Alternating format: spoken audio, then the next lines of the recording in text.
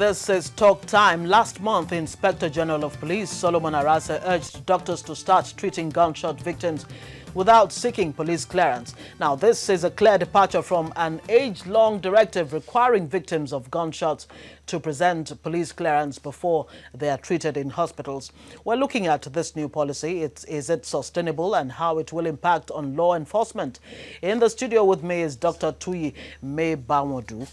It's good to have you in the program this morning. Now, you swore, every doctor swears to the Hippocratic oath to preserve life.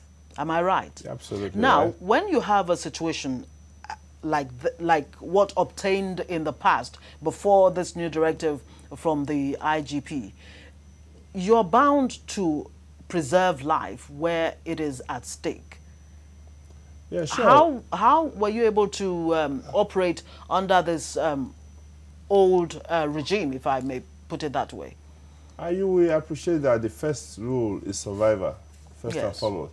Now, a doctor has an oath to protect life. You know, irrespective of your religious belief, irrespective of your tribe, irrespective of even the level of earnings of the person that needs such treatment. What we were seeing in the past was a clash between the need to protect life and the need to ensure security. There was a clash there. So at what point does protection of life end and then security takes over? Or at what point does security end and protection of life takes over? That was the kind of quagmire we were in those days when the police said you cannot treat anybody except you get with gunshot injury, except you get a clearance. Well, again, it was a hasty decision for me. They didn't quite think that through properly because every gunshot injury is not necessarily, a criminal intent. It might even be somebody going on the way and gets shot. And then, the need to quickly intervene in terms of the bleeding, the injury that's going to happen there. And most likely the person might have died. So, but the thing was just done on the side of police. Police just considered the security aspect without considering the health aspect of that decision. And they didn't quite interface with the doctors properly to understand, how do we go? What do we do? Because, again, it's just fine and nice sitting at your own corner and fashioning out rules and regulations which you think might even help your security, but endangering the lives of the citizen. So that was what we saw in the past, and it was pretty bad. A lot of doctors had brushes with police and law enforcement agents on this issue because here's somebody going on the road, armed robbery attack was going and got shot, and then rushed to hospital. So, please, we can't treat you. You need to go away. Even in government hospital, you have to first of all get one white paper which shows that police have authorized you to treat this person. And the process of getting that paper is quite tedious then. And before you know it, the person is losing blood, and then the damages are happening, death comes on. So it was actually an unnecessary law. You say there was a clash between both interests, preserving life and ensuring security. But in that situation, I'm not trying to blame the medical personnel, but shouldn't the Hippocratic oath have, been superior to this unwritten directive? Because I'm wondering, was there really a law backing this directive of, getting clearance from police in the first place? Was there really a law backing it? I am not a lawyer. I may not know whether there's a law, but I think if there's a law backing it, it's a draconian law and it actually should be expunged, actually. But what you find out is this, in a society where even getting through the law process or the court is quite tedious. You don't want no doctor wants to be pulled out of his practice in and out because you treated somebody who had a gunshot injury. And of course, don't also rule out the fact that there could be also some unscrupulous elements in the health profession that will now go and keep, some people with query security background in a place and be treating them, and when they get well and then, they run away. Don't also rule that out. So, again, I'm not saying that, police don't really have their own reason for, making that law. But again, there should be an interface between the doctors and the police to be able to resolve, to be able to think out a way to solve the problem. It actually runs counter to the Hippocratic Oath. But again, you are in an environment that you must, scan your environment and look at the appropriate steps to take to ensure that, you know, you also don't get roped into something you did innocently. Now, you want to tell me what your experience has been so far since maybe even before this new directive and after. Well, do you have any situations where you found yourself, you know, between the devil and the deep blue sea, if I may put it that way? Now, what happened those days, you know, because for a substantial part of my career, I was with the Lagos State government practicing. So what happened those days was that when we were confronted with that situation, most of the time you see police escorting those gunshot injuries to the hospital. In that case, we don't have any problem in treating. But when you have a challenge to decide should I treat, shouldn't I treat, what we do is that we just walk to the head of the hospital, the medical director of such a unit, and talk to the medical director that this is the situation we have in our hands. What do we do? And then normally it's usually easy for him to put a call through to the police formation around us and say that we're having this situation. The person is here in the hospital. Please come around and obtain a statement, or, you know, that's an aspect that we ought to have looked into properly, whereby, you know, the person is in the hospital, you are trying to save the life, you are setting up the drip and stopping bleeding, as it were. And at the same time, you are putting a call through to the police to say that, listen, I have this thing on my hand, but I don't want the person to die. Because, again, at the end of the day, if the person has a criminal intent and you need to obtain a lot of information from the person, the person must stay alive. So, in a way, the work of a doctor is to complement the security work, as it were. But, again, a lot of misinterpretation, a lot of maybe bad experiences from the police is causing them to take the decision and say that this here and no further. You can't go beyond this decision.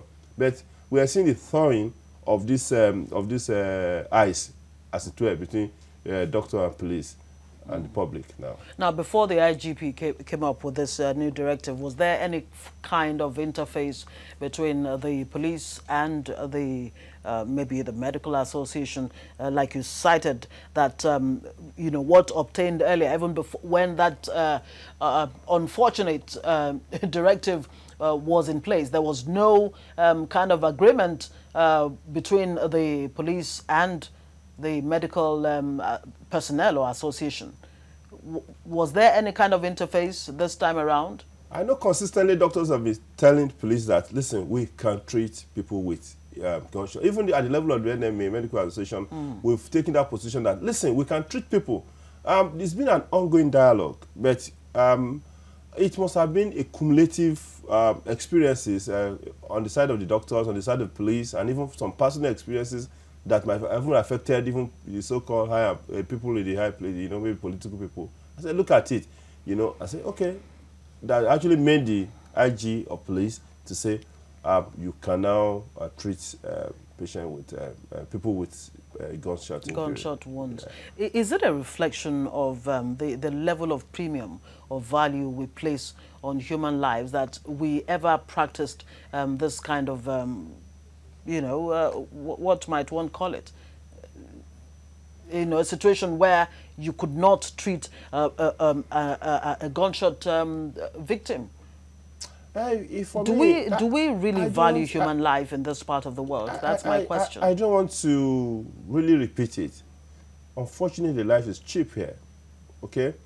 How do I mean? You go right on the streets, you look at people that are dying, that are even lying down on the streets and having some issues. Everybody just, you know, drive around and mind their own businesses. Because why? If you try to help, police is there trying to say that, why did you help? I think beyond gunshot thing, okay, there are other issues. There are cases of, you know, somebody who's there, maybe collapsed on the road or even had an epileptic attack, and the people are trying to run away because if anything happens to the person, okay, the police will start, you'll be the principal witness, you'll be the first suspect. I will give you a clear example.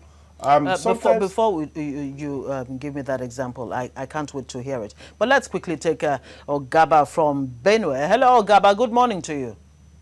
Morning, Ngozi, and regards to your guest in the studio.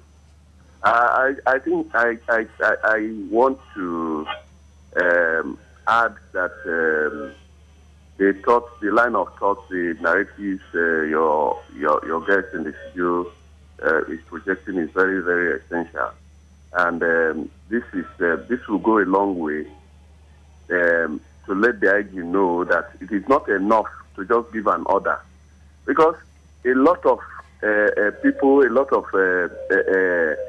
policemen or police outfits are benefiting from contradicting the law. I mean, contradicting people, using the law to contradict people because they want to benefit from it.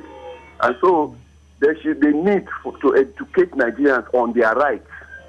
This is very, very essential, because he seems to be towing an entirely progressive line. So he should go out and let Nigerians know what is their right when they come to the police station.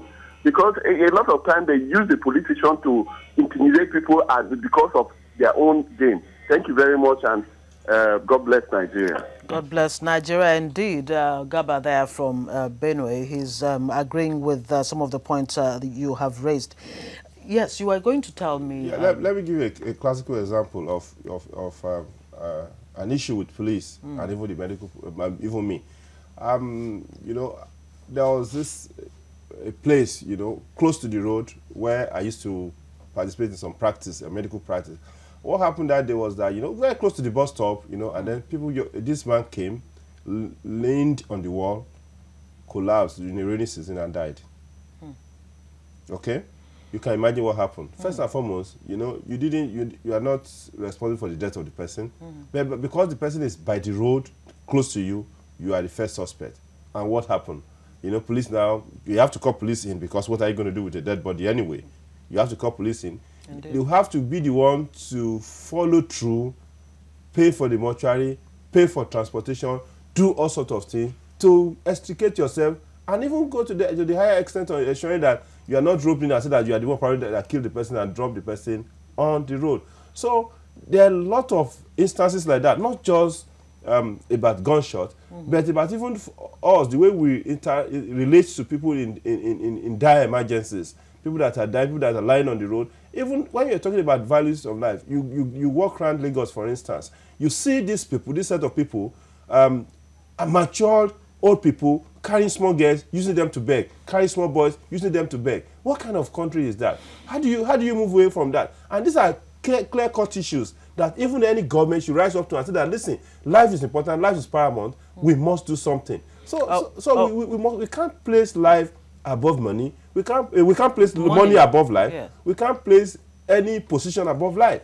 So you see somebody, you know, driving roughly with siren blaring and messing up the whole road because he's carrying money or because he's carrying somebody. It's not proper. Let me take Ahmed from Kano. Hello, Ahmed. Good morning. Okay, we lost contact with Ahmed there from Kano, but we have another caller from Cameroon. Good morning. I can hold on, no? Go ahead, please. You don't have to hold on. Go ahead. Okay. Good morning, Ngozi and Good morning. Go ahead, please. I want to contribute to this. Yes, I want to contribute to this program because this program that we are holding now. I want the Nigerians to support this idea of police. Again, I want to contribute that Nigeria should try to know the cause of all these police gunshot and all the rest. It's because of so many people are smoking Indian hair.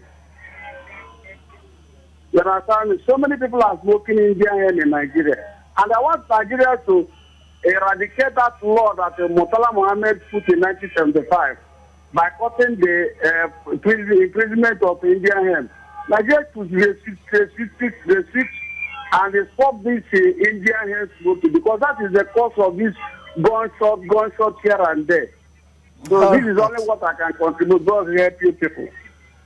Thank you very much. Well, he thinks that people are under the influence, whether it's you know, some kind of narcotic, hard drugs and what have you, and it's you know, playing out in what we're seeing in the level of crime and what have you in society. But let's come back to the issue at hand now. Many Nigerians have lost their lives. I know about a case where a 39-year-old man who offered a lift to some gentleman because it was raining, you know, ended up losing his life. These people shot him, they dispossessed him of his goods and what have you, took his car from him. But the gentleman was rushed to the hospital. He had not died at that point. He was rushed to the hospital, but the hospital refused to treat him, and he died. Now, who takes the blame in this kind of situation? Many Nigerians have lost their lives here. Is it enough for us to just say, you know, look, hospitals take care of, you know, gunshot victims or accident victims, as the case may be, and we move on? How about, you know, those people whose lives, you know, have had to be laid on the line? It's unfortunate, you know. We don't need to lose life because, you know, because for me, if I were the person, you rush somebody with injury, obvious injury to my plate, I will put you on bed, treat you, call police. That is the step I'm supposed to do. Because I know that, you see, when somebody is losing blood acutely, you don't have much time. I will do everything. It's not even about the money, okay? Because you and I know that here and there you might have somebody who can actually help you and see the compassion you have shown. You know, we're not, at the end of the day, we're not that daft. You know, it's not that, you know, if somebody chooses to treat one person, it will say, okay, you've done a bad thing. It's not like that. Even police themselves knows that.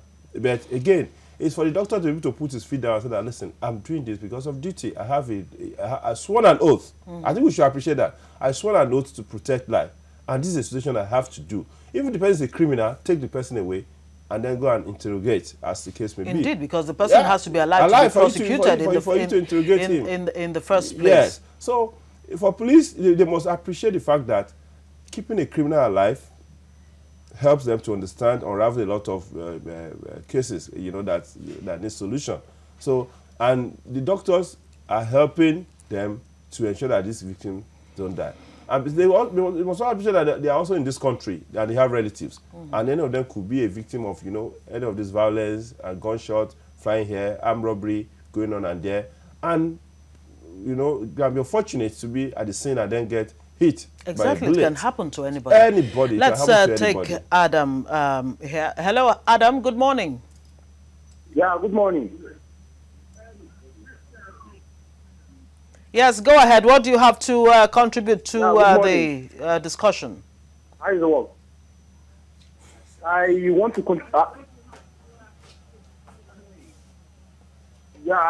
my contribution is that as a Nigerian, life is very, very important. We all know that. So what my view is that a treatment should be given before contacting the police. If the suspect or the patient is alive and okay, definitely the information you seek, you will for sure get. If somebody, they brought somebody to hospital with a gunshot and is being treated, definitely there will not be a way for him to run away or escape or something like that. The best thing for the doctor to do next is to inform the police. At least there will be a police to stand by very close to the patient, checking the patient until the patient is recovered. That is my contribution. God bless Nigeria. Thank you very much, I would like to mention this. Yes. Now, a gunshot injury could just be somebody going on the way and got shot. It could also be some, you know, criminal gangs, you know, fighting or robbing, and then they bring their fighting over their loot or something. Yes, and they now bring their members to the hospital. That becomes a bit dangerous for the doctor because discretion is so important now. They come to the hospital. If they can even threaten you not to inform police. Okay, that's possible. That's another angle. They can threaten you that you treat this person. If you don't treat this person, you are going to be killed, and you must not inform police. That's another angle to it, you know. Then, when that happens, what should the doctor do? How does it really relate to this? But of course, for the doctor, the first thing is to see, how do I stay alive?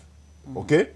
If that needs to be done, then at the end of the day, the doctor has no choice than to still go to the police and say that this is what happened to me. I was put under duress for this so and so thing to happen. But what would be really criminal, what would be worrying, would be the fact that if a doctor understands that, you know, treat them, hide the thing, and never report and never inform. And then at the end of the day, they are caught and it's observed that the wound was sutured somewhere, and then the doctors is now roped in. That becomes a problem. And in a place like, you know, Lagos Island, some part of Mushin, you see this kind of problem a lot, where you see rival gangs, you know, fighting over something and then shooting themselves, and then you see them in massive quantity, large numbers. They will now enter the hospital and demanding treatment. Okay? Now, because of their violent nature, you need to also protect other patients in the hospital. Your hospital does not have a police protection, okay? And then you have to protect the staff there. So you cannot then put this man with the gunshot injury at the corner, except you are in a big public hospital, you know, like general hospital, where they, you know, they have a way of managing things, you know, because it's a different scenario for a private setting and a public setting, a public hospital system.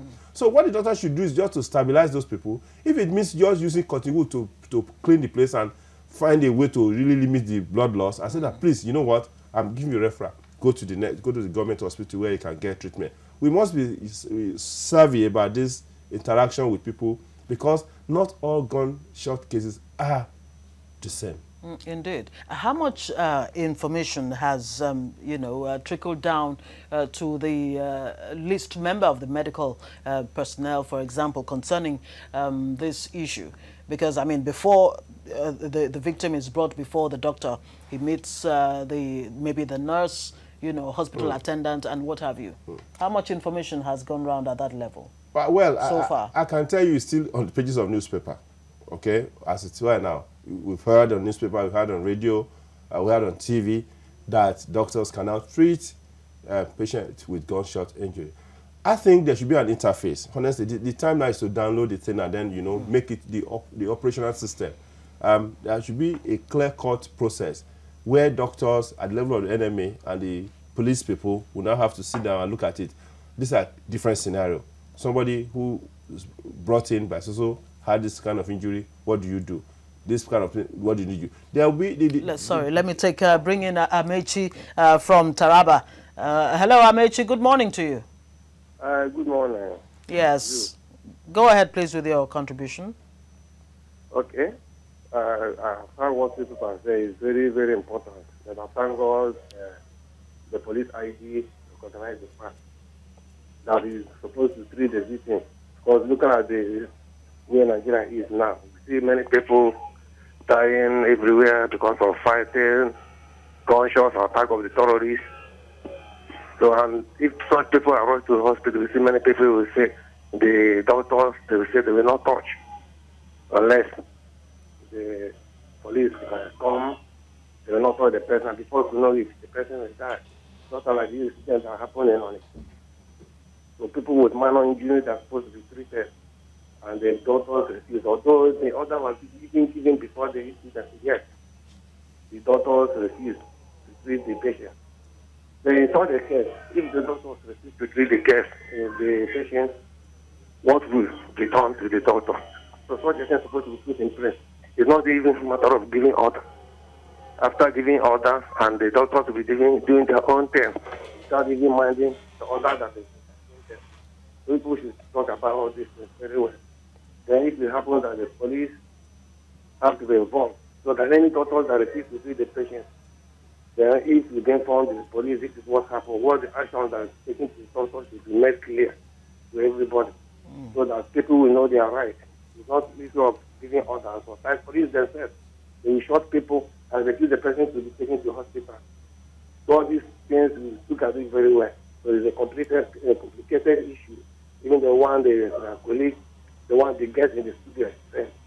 So it happens in a situation where the doctors are being forced by armed robbers with their member without reporting to the police. Then what will happen? And most of the doctors can even take advantage of that. And after treating the patients and the police, so all these things, you look at it very well. It's a very specific issue. And people have to make it know very well. Okay, Amechi, thank you very much. Yeah. Thank you, Amechi, for your contribution. Yeah, this whole discourse is opening up new vistas entirely. I mean, because you painted a picture just now. What happens when a gang of robbers, you know, invade the hospital, you know, forcing the medical personnel to attend to one of theirs. Are we looking at extra security maybe for hospitals now? Is that, you know, what we should be looking at? And especially now that there's no kind of interface between the medical personnel or medical association, as the case may be, with the police, who has just given a directive. You say you've been reading it only on the pages of newspapers and hearing from the news. Yeah. The thing is this, we need to really operationalize this directive. Operationalization means that at the end of the day, you need to go to the basics. How do we, of course, doctors understand what to do. You know, police, the security people understand why they want doctors to not to treat initially. So we must be able to bridge this gap and look at it. Case one, this is the first scenario. It's people gunshot injury coming to the hospital. Not just gunshot injury, of course, stab injuries, you know, cutlass wounds, all sorts of terrible wounds, okay? And these gangs are actually very, very, very noisy. They come to the hospital. In fact, you need extra thing to block them. As much as I'm not, you know, asking for special security for the hospitals, let's enhance special security for the whole society. Once the society is safe, the hospital will be safe, the home will be safe, everybody will be safe. So you don't need to really craft a special security for the hospital. You know, where are the human resources to do that in the first instance? But we must now create an interface between the medical society, medical profession or medical association and the police force. And the best way is actually, you know, at two levels. The first level is at the federal level, where, you know, the direction of the directive of the IG of police is looked into, and then you meet with the medical association, different medical associations, and understand and tidy the whole thing. Then the thing is now taken to the local level or the state level, where, you know, within my own area, there are usually medical associations within each area, you know, maybe Lagos Island, Ikeja, there are medical associations covering this area. Then you now sit down and look at it and say that, how do we operationalize this directive? Then there are also special areas, you know, because again, it won't be the same story in the northeast where there's a lot of violence going on. It may not be the same story in the south side where a lot of kidnapping and gunshot going on. It may not even be the same thing in Mushin where you see a lot of violence. So we must be able to take into consideration the peculiarity of the locality, you know, when we're operationalizing this thing. So, but as far as we are now, if we end up, and then besides, the operation will include a clear-cut, you know, directive that we can even put in the reception of the hospital or in this consulting room, telling us this is the thing, these are the numbers to call if you are in doubt. Except we start looking at that, you know, nitty-gritty. We'll end up, you know, it will end up as empty sloganeering. You know, it will go off and on, and then, you know, who do you now seek help from? For instance, the doctors, who is bound to, not just to only save life, but also to protect the people within the jurisdiction. I had worked in a government hospital where people came in, you know, they lost their baby and I had to start fighting doctor and tore the dresses of doctor and beat everybody, you know, there. And even a government hospital, okay? At that point, we needed to involve police. It could have been worse, okay? We needed to involve police, and then we find a way of resolving the thing. And then we now have to go to the local area, the different groups within the community, and tell them that this is an hospital.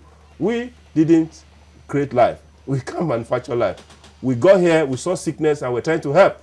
We didn't create sickness. We didn't create bacteria. You understand? Indeed. Yeah. There's a word you used earlier, and it's still ringing in my head. Compassion. How much compassion do you still have in the health sector, you know, among the medical personnel? Because besides the issue we're discussing right now, there are cases where, you know, a person is rushed to the hospital, they don't have money at all on them, they don't have money to even buy blood, and the hospital personnel insists that, look, you have to, you know, pay something before we can even attend to you. Is there any compassion? It's a tricky balance, very tricky balance, because the point is this, you know, if you are talking of government, even in government hospital, you don't seem to get all this compassion, this full compassion you are looking at. Yes, just hold that thought. We'll come back to it. Let me take Sanatu from Niger. Okay, we lost that connection. Go on, please. You know, it's like I was saying, it's a tricky balance, okay? Because most of the things you see doctors or health institutions takes are experiential, you know, came from experience, whereby, you know, somebody showered all the compassion necessary, you know, took a patient through a whole gamut of treatment. What happened? I can tell you my personal experience, for instance. You know, a woman delivered, had everything. You know what the woman did? He found a way that she wanted to buy something and ran away and left the baby. I had to take the baby to the police station. That's one aspect of compassion. You also see somebody that, you know, came very bad, unconscious, revived after maybe 2 months, and the next thing that, I don't have money. So again, because at the end of the day, there are duties to even your the employees.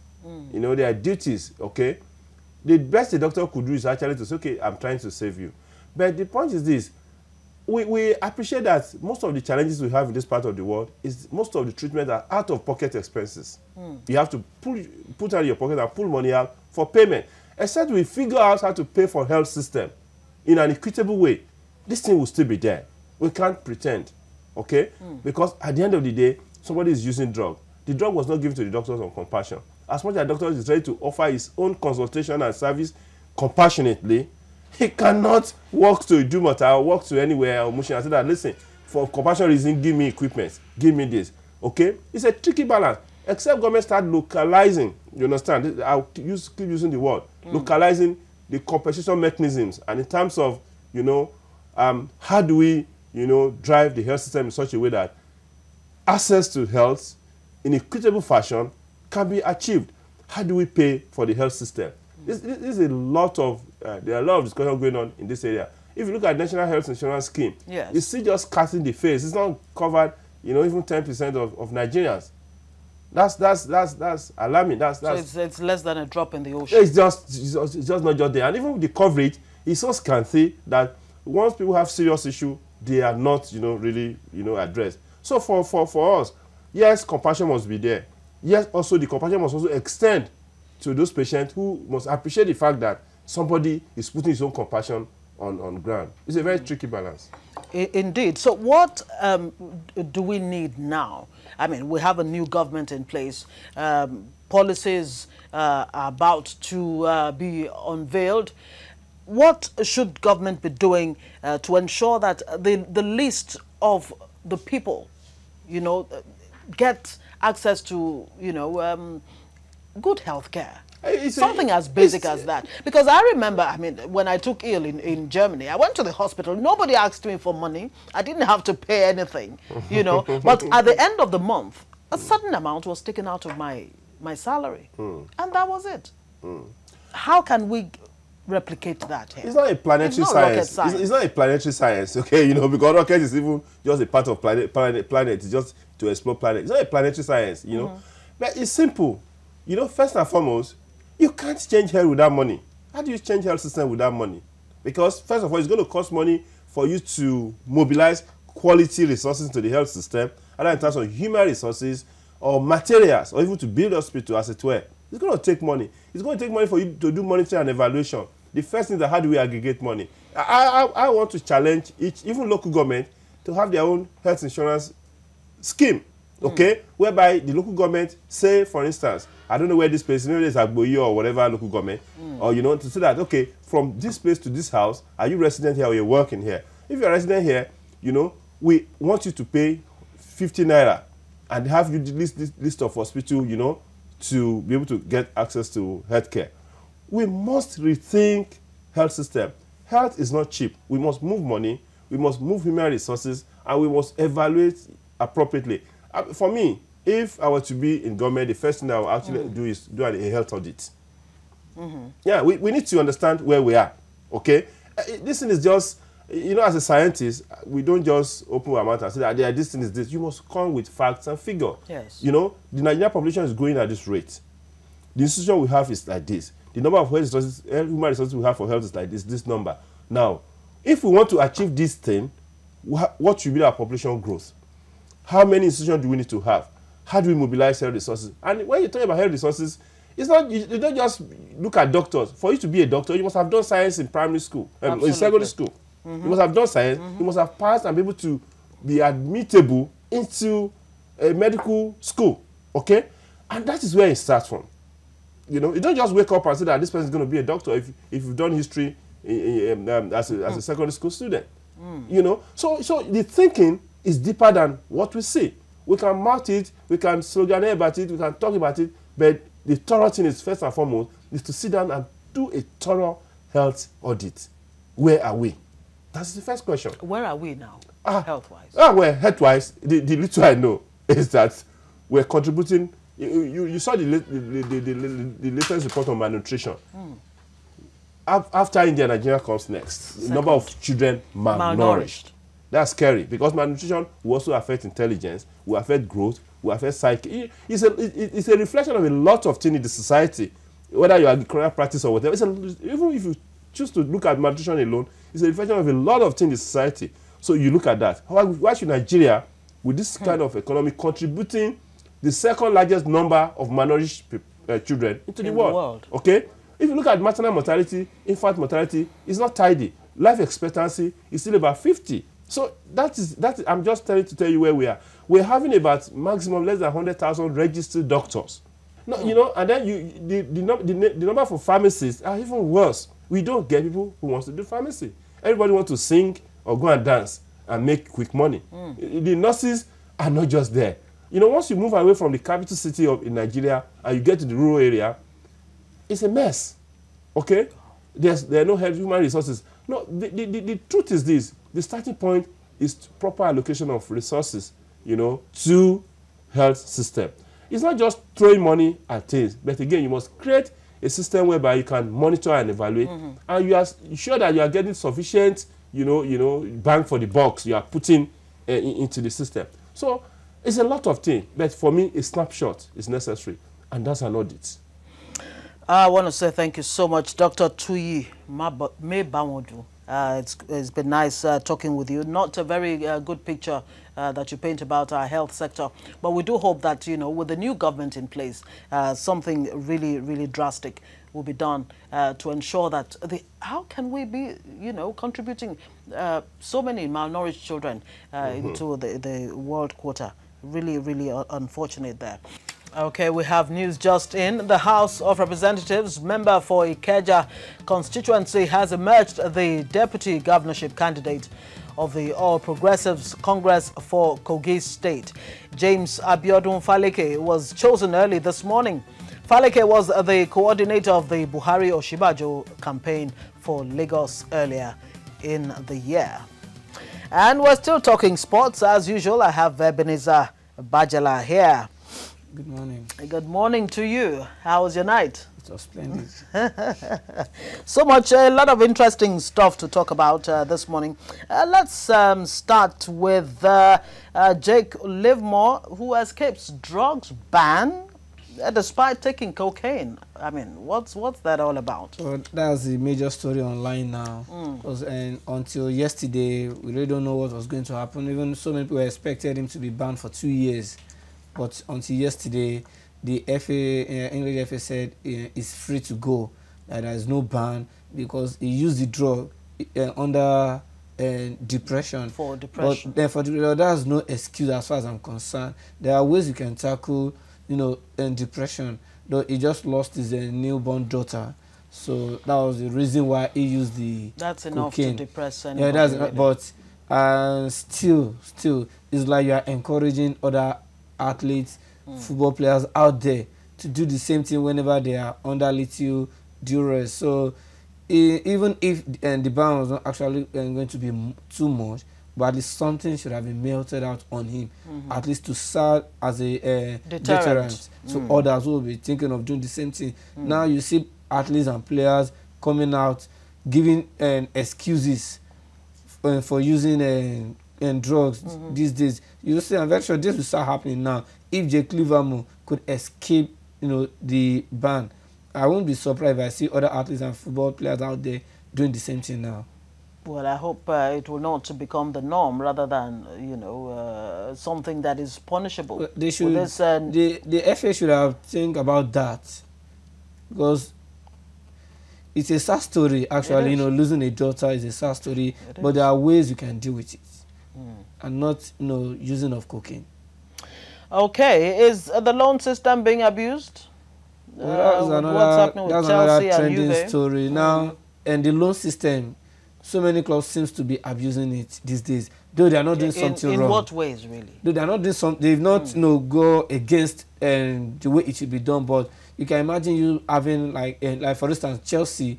They have about 33 players out there on loan. Why? Why sign all these players? Initially that only you can to loan them out. Only to loan them out. You can only register 25 players per season. Then why sign more players? Then you don't need them. You loan them out.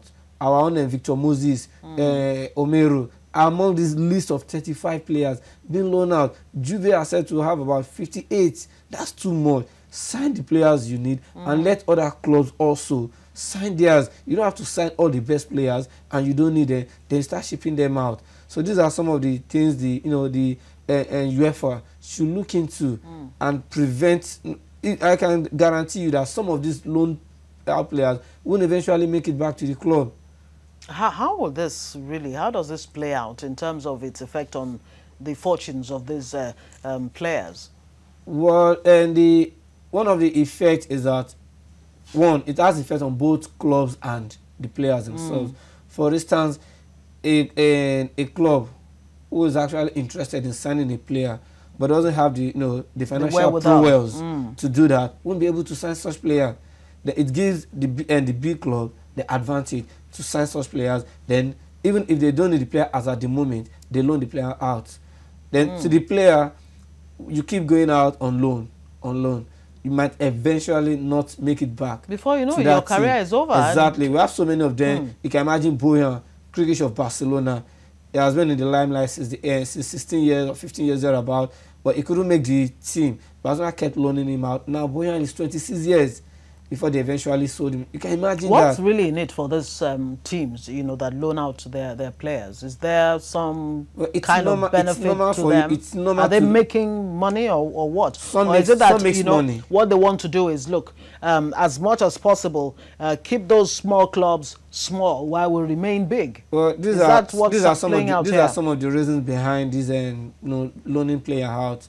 Probably a player with a great prospects. This guy is an odd prospect for the future, is good, and I don't want to lose such player. I give the player a long-term contract, so and the player is already mine. But I don't want to keep the player on the bench, because the best way a player can improve is to play regularly. So then I'm like, okay, where can this guy play? Then I loan the player out to a particular club.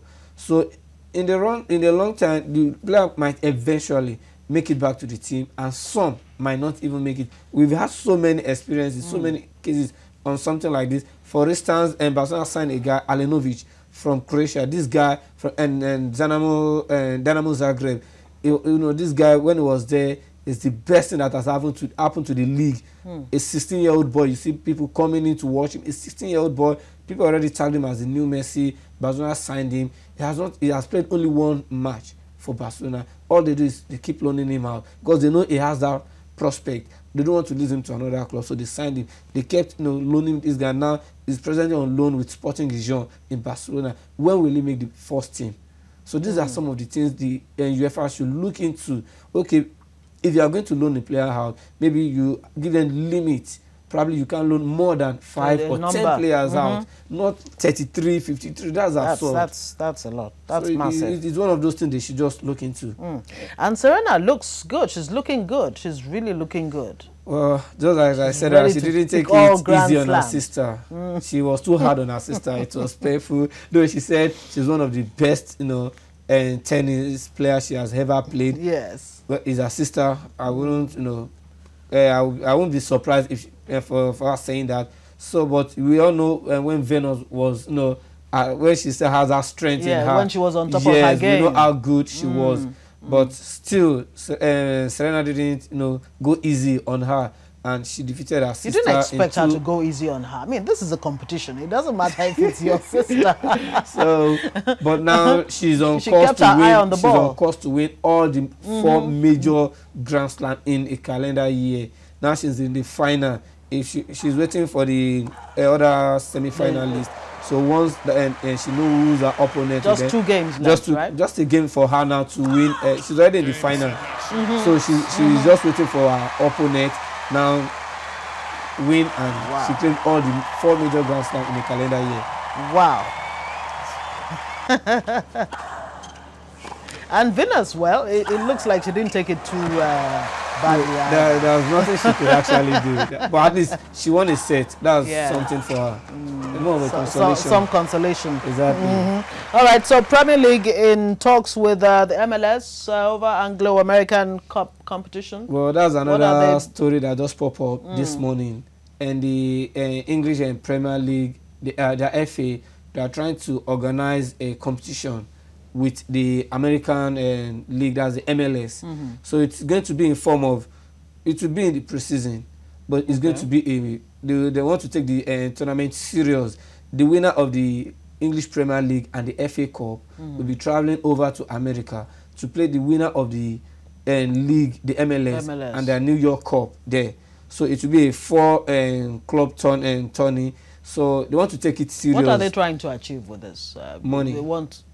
Is it? It's all about business. Oh. It's all about business. So they want to call it Anglo-American competition, but I know it's all about business. You know, they watch football over there a lot. Why are they taking it there? Why don't they bring it to Africa? Why taking it to America? It's all about business. So football is all about business, despite the fact that it's all about, and that business aspect is what we have not come to terms with in this part of the world. Though South Africa seems to be doing it right. You need to watch their league seriously. Even anytime the Kaizer Chiefs are playing, I love to watch their game. The stadium is always filled up. I wonder when Nigeria will start doing that. I remember maybe the LMC will try to introduce some laws. Though you are free to do whatever you want, but they should try and make it a habit to Nigerian viewers here.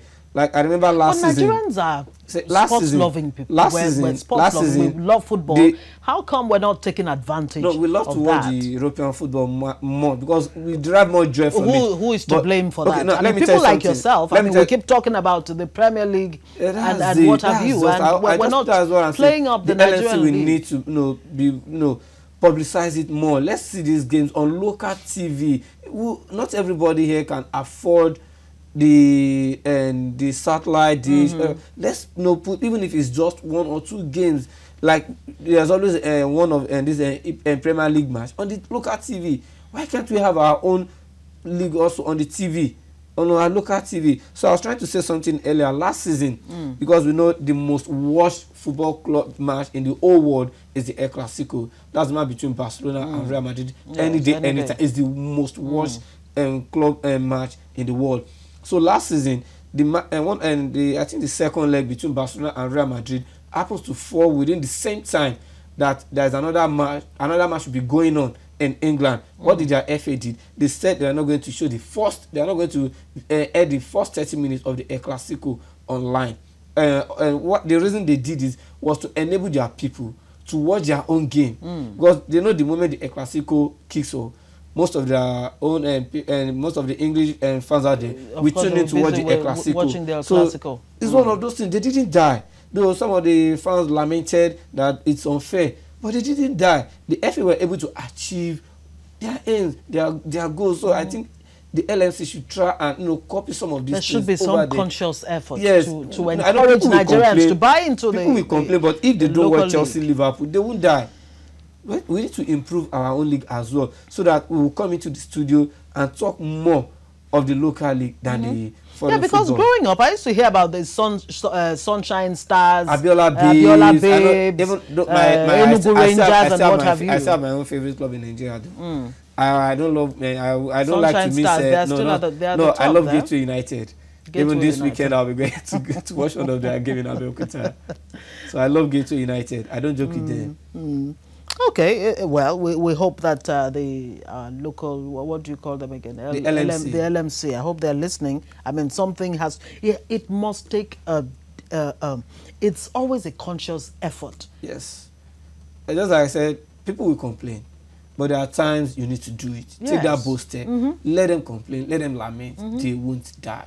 If I don't watch Barcelona, Real Madrid, Chelsea, just for 30 minutes or a weekend, I won't die. You got that right there. So we'll keep the peace. Police are confident Saturday's primetime kickoff between United and Liverpool won't spark any trouble for supporters. There has been this concern. You know, anytime Manchester United and Liverpool plays, the fans are always the English problem. fans. And most time whenever these two big clubs want to play, they tend to put these matches early kickoff, maybe 12 o'clock, 1 o'clock. But this time around, Manchester United Liverpool will be playing 5:30 p.m. meaning the game runs out probably around 7:30 or past 7. So then it's getting dark. So when it's dark, there's some tendency that things could happen. So, but there's been worry over this. But the police, the police have promised that they will do everything within their best to prevent any uprising, to prevent any riot, and among the fans, and they will try as much as possible to keep peace. And I hope they can achieve that. I hope so too. Okay, let's come back home. Controversy over Okagbare ban. It's still very much in the news. Yes. Banned from Rio 2016 athletic squad. Yeah, is that the way to go? Is that not a bit too harsh? Well, before the ban, she already said she's not sure if she'll be representing Nigeria at the All African game. She already said that. I said, but that didn't come out too well with the Nigerian Athletics Federation. So they like, okay, if you said you won't be coming, okay, we are not even taking you in as well. Apart from the All African game, probably some other subsequent tournament. But I just think the Nigerian Athletics Federation should do something. Approach this lady. She has always been giving her best. We know Okagbare very well. She has been training hard very well, just to get results for Nigeria anytime she's representing us. But after the IAF in Beijing, I want to believe something happened to her. She was too confident of winning that race between the 100-meter race between her and Fraser Price. Because even before the race, she said only Fraser Price was the threat to her. But she came last. So something must have happened. I would suggest the people involved, the government should just approach her, see what happened, because she was already warming up for the 200 meter race, which we were hoping that she would make up for the 100 meter. She was already warming up, then she disappeared. So something must have happened. Let's approach this young lady, talk to her, then know what her problem is, and not just start criticizing her. Though it didn't really come out well, most of the Nigerian fans out there, because some people really believed in Okagbare. But for her to have done something like this, we know ourselves very well. No matter how much you've contributed, the day you disappoint us, we seem to forget about the... I'm suspecting that the young lady doesn't seem to believe in herself any longer. Well, age is already catching up on her. Is it about age? Yeah, or maybe she's not being encouraged? She's in her 30s. She's in her 30s. She's in her 30s, and these are the time when you begin to lose her strength. But it's just this happens only in the last outing. That was in Beijing. So it's still early. It's still an early days to say age is already telling on our side. But I would just, the only thing I can say about it, I know we've been seeing some tweets on posts on Twitter everywhere and there. But I think the only thing the Nigerian Athletes Federation can do is approach her. Talk to her. I know some of these athletes and some of these footballers don't like being approached. We know the story of Rashidi Yekini. The NFF tried everything possible to meet with him. He always turned them down. He doesn't want to see camera guys. So he just wants to be alone until the worst happens. But I just pray something like this doesn't happen again. So they should try everything they can do to approach you may not blame these people entirely. Sometimes when you suffer, you don't want to do it in the public. That's what I'm saying. That's what about so many people out there. So they should look for other ways, of maybe intervening through a friend or family. Something. So I think that will work, because just as I said earlier, the issue of Rashidi Yekini, he doesn't want to see anybody. The moment you tell him you are from an NFF or you are a journalist, you just send you away. He doesn't want to talk to anybody. So I hope the Okagbare is not passing through the same thing. But they can use her family, friends. She's married. Why not talk to the husband? These are the strategies. Oh, I didn't even know she was married. She's married. Oh, okay. So let's just see what will happen. Maybe there's something going on in that department. Maybe. You never know. Adebayo, what's happening with him? Is it age too? This Adebayo's one is not about age. It's something that happens to African footballers out there. You invite them, they never showed up. They always believe they are the stars in the team, that you can't do without them. He was invited for their last game. Adebayo didn't show up. I never even sent any message or to give any reason why he didn't, show up. So Senfeld was so angry with that. He already said he said he's tired with the Adebayo issue, and he doesn't know if he can continue with him any longer. So I think he has lost that motivation playing for Togo. They've been going to many tournaments, but nothing to show for it. It's like he's been there forever, really. He's been there forever. He's been the captain. Maybe it's time it to took them to bow out. Work up. Maybe he's just tired of playing for the national team. But one thing I always say, you leave the stage when the ovation is high. Yeah. Why don't you just retire if that's the issue with you? Then focus more. Even at his club, he's having problem. He has not been registered in the team, so he's having problem with the club. Then now bringing it down to the country level. Maybe you should just retire and look for a lesser league where you can play week in, week out. And which leagues would those be? MLS, China, Qatar. Yeah, it's always China, but Drogba went to China. Yes, and that's it. Like our own Obafemi Martin. Yes, couldn't keep up with the pace in England. Now he's doing well in MLS, scoring as if it's something he does even when he's sleeping. He scores in every match. He's one of the top highest goal scorers in the MLS league. So maybe Well, there's something refreshing about a new environment too. Yes, maybe you should just consider going to MLS or Qatar or China, or probably Nigerian Premier League. Okay, so what else is there for us? Oh, Nigerian lifter Elizabeth Onwa, she's picked up gold in 54 kg category. Yes, we know these are our major strengths. Even outside Africa, even in the world out there, weightlifting. We always seem to do well in that. Yes. We are discussing something like that. We should just know where our strength lies. Work on it. Invest in this particular area. Then we should just put aside football, badminton, all these things. Which I say are waste of resources. Let's focus on our major strength. Then work on it. Then we'll be great at it. That's just it. True. But then again, that's not to say we should, cast aside other games. We should know where our strength lies. If you don't put these other games, like badminton, for example, before these young stars, there's nothing they're looking at.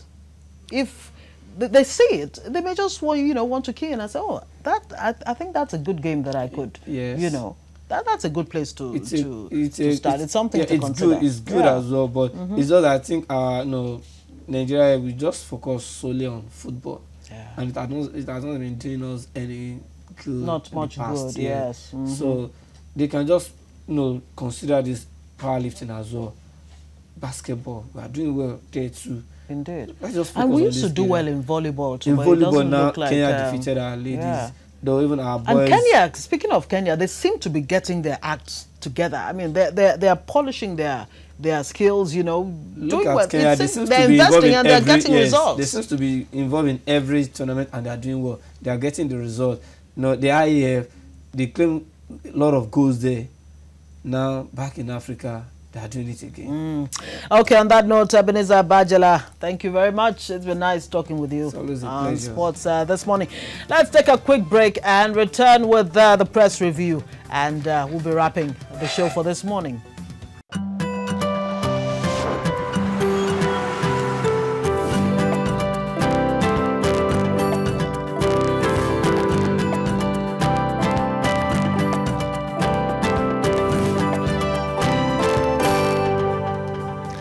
Okay, you're still on to TVC Breakfast. Some piece of news now. The House of Representatives member for Ikeja constituency has emerged the deputy governorship candidate of the All Progressives Congress for Kogi State. James Abiodun Faleke was chosen early this morning. Faleke was the coordinator of the Buhari Osinbajo campaign for Lagos earlier in the year. All right, it's time to bring you the paper review for this morning. We'll begin with the Daily Sun, and this is a very interesting one, captioned, "We've defeated Boko Haram." Now, that's the military declaring victory over insurgents there. Buratai relocates to war zone. And still coming from the Daily Sun, tragic day, family of 5 perish in fire outbreak. That unfortunate one happened yesterday. Mixed reactions trail JP Morgan's delisting of Nigeria. Unilag shut indefinitely. That, of course, must be as a result of the commotion that happened at the university yesterday when a young girl was electrocuted, and students just went on rampage over that. And the Vanguard newspapers says Chibok girls dispersed, some married off. Now, who is saying that? That's the president, Buhari there, says they are being guarded at different locations. Their coordination can't be ascertained yet. And he adds, I appointed people I can trust in office. And family of 6 dies in Lagos. You heard that earlier. Drama as power failure disrupts Senate probe on power. The Punch newspapers, DSS screens Buhari's ministerial nominees. Secret agency vets 20 potential ministers. Of course, it's September, and the president has said, give me until the end of this month and you will have a cabinet in place. And Nigerians are, can't wait to have ministers named. Tinubu Akonde meet Buhari after Obasanjo's visit. Army frees 128 Boko Haram suspects in Borno. Investors lose 311 billion naira after Nigeria's expulsion from JP Morgan. Stowaway found inside Ghana-bound plane in Lagos. And that's all coming from the front page of the Punch. Power outage stops Senate power probe. You heard that earlier. And protest rocks Unilag over first-class students' electrocution. And finally, from this day, liquidity is unavoidable in fallout from JP Morgan delisting. Electricity failure disrupts Senate probe on power. Well, all the papers have that story. It's a contradiction in terms, really. YFG is against devaluation. Okay, that's all coming from this day newspapers, and that's all we have for you on the newspaper review this morning. Let me remind you, there is an anti-corruption rally going on in Port Harcourt right now as we speak in Rivers State, organized by the organized labor, that's the NLC and civil society groups. TVC will be hooking up to bring you live feeds from that rally. Okay, and of course our man Uche Okoro will be on ground to give us reports, situation reports as they occur. Well, on that note, I want to say thank you so much for being there this 10th day of September. Beautiful Thursday morning today on TVC Breakfast. I want to say thank you so much for being part of this. We look forward to having you join us again same time tomorrow. My name is Ngozi Alebudu. Have a beautiful day.